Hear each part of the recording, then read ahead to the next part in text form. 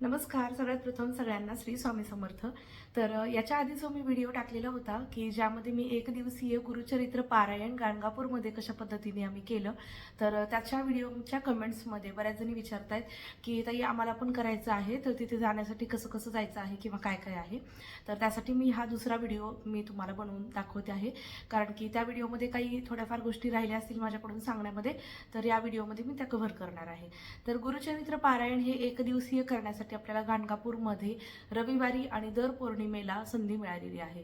तर परमपूज्य गुरुमाऊलींनी आपल्याला दिंडोरी प्रणीतचे आपलं स्वामी समर्थ महाराजांचं केंद्र आहे, त्यानुसार आपल्याला दर रविवारी म्हणजे महिन्यातल्या प्रत्येक रविवारी गाणगापूर येथे एक दिवसीय पारायण होणार आहे गुरुचरित्राचं. आणि त्यासोबतच दर पौर्णिमेला हे तर होतच होतं, सगळ्यांना माहिती आहे.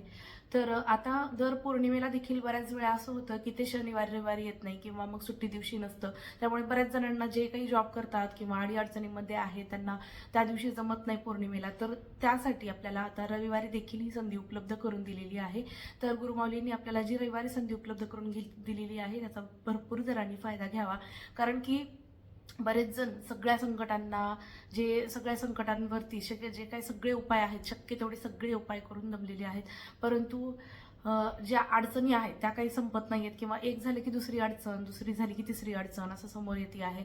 किंवा जे काही आर्थिक संकट आहेत म्हणा, किंवा जे काही पितृदोष असेल, तुम्हाला पितृदोष लागलेला असेल, किंवा आणखीन कुठलेही जी काही तुमच्या पत्रिकेमध्ये, कुंडलीमध्ये, नशिबामध्ये जे काही दोष असतील ना, तर त्या सगळ्यांवरती निवारण करण्यासाठी गुरुचरित्र ग्रंथाचं पारायण एकदा तरी आयुष्यामध्ये माणसाने करावं असं म्हटलं जातं, जे की महाराजांनी माझ्याकडून करून घेतलं. मला खूप इच्छा होती आणि मी तुम्हाला याच्या आधीच्याच व्हिडिओमध्ये सांगितलं की हे एकदम अनपेक्षित होतं किंवा मी ठरवून गेले नाही, परंतु स्वामींनी मला तिथं बोलवून घेतलं आणि माझ्याकडून पारायण करून घेतलं. माझा मुलगा तर फक्त 3च वर्षांचा आहे आणि तो तेवढा 3 वर्षांचा लहान असताना देखील तो दिवसभर बसला माझं पारायण संपेपर्यंत. म्हणजे मी जर करू शकते तर तुम्ही सगळे जर करू शकतात. म्हणजे असं काहीच नाहीये की आपल्याला करण्यासाठी कुठली कंडिशन हे असं सगळं पाहिजेच. तर आपल्या मनात असेल ना तर ते सगळं कसंही करून पूर्ण होतंच.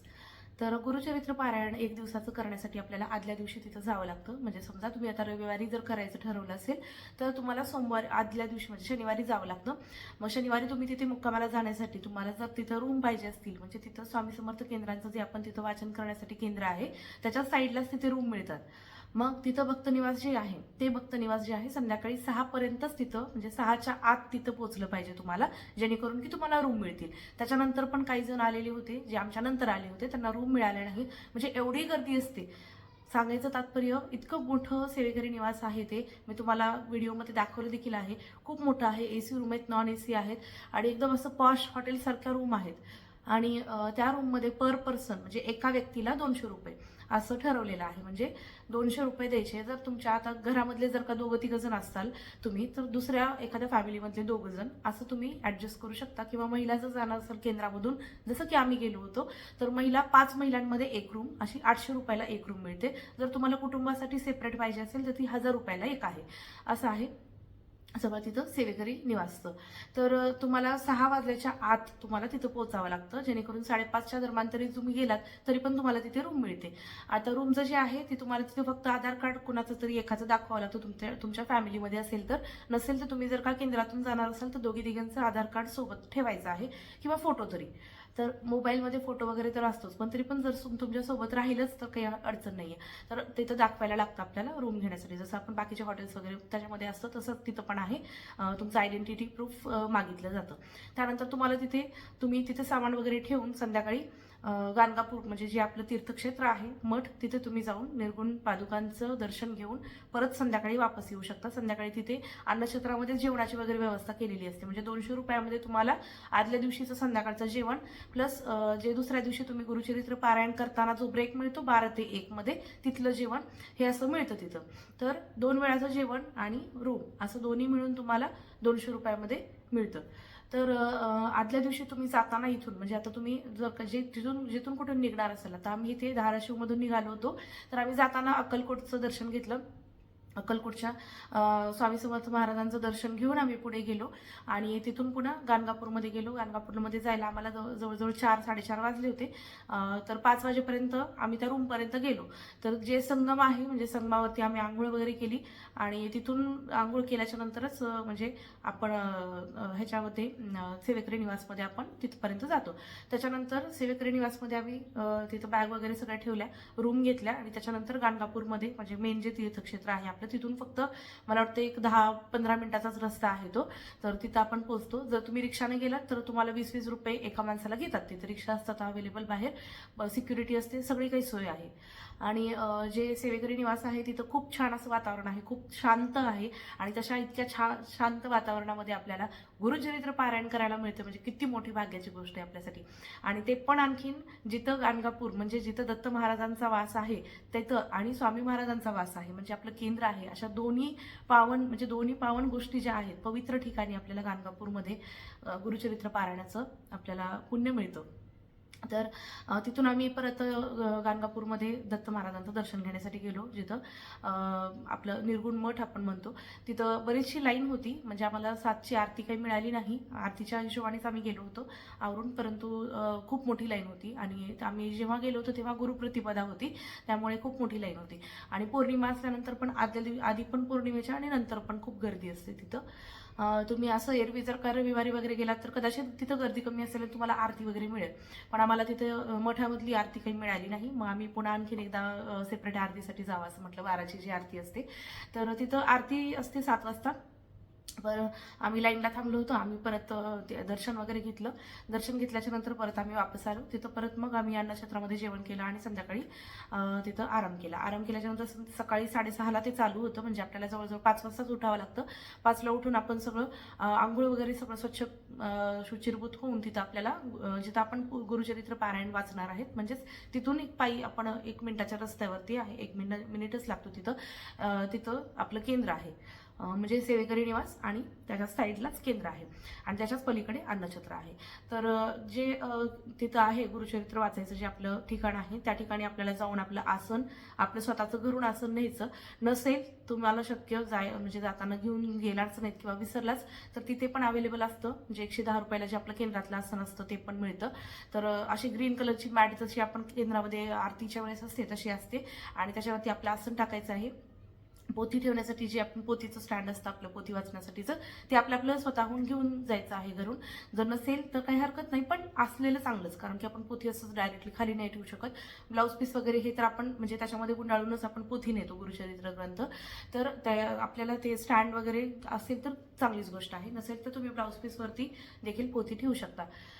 त्याच्यानंतर खडीसाखर सोबत ठेवायची आहे आपल्याला आणि त्याच्यानंतर आपल्याला अष्टगंध एक ठेवायचा आहे जेणेकरून आपण पोथीला वगैरे लावणार आहेत. हळद कुंकू स्वतःला लावून घ्यायचं आहे पोथी चालू व्हायच्या अगोदर.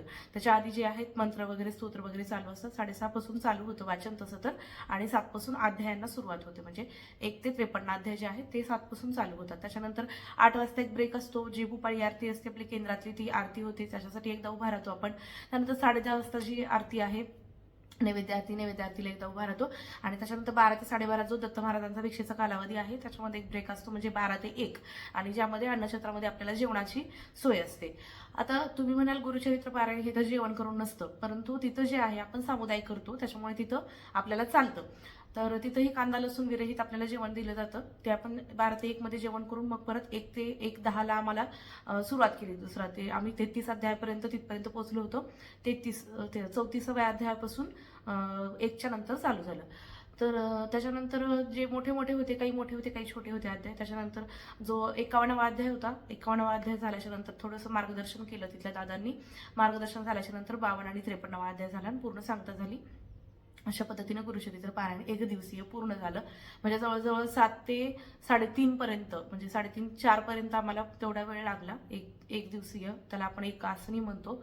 आणि अशा पद्धतीने गुरुचरित्र पारायण 1 दिवसीय करण्यासाठी आपल्याला गाणगापूरमध्ये संधी आहे, ज्याचं की त्या संधीचं सोनं करावं. ज्यांना आवश्यकता आहे, ज्यांना आवश्यकता नाहीये पण त्यांनी पण मला असं वाटतं की गुरुचरित्र पारायण जे आहे ना ते म्हणजे आपण 5वा वेद म्हटलं जातं.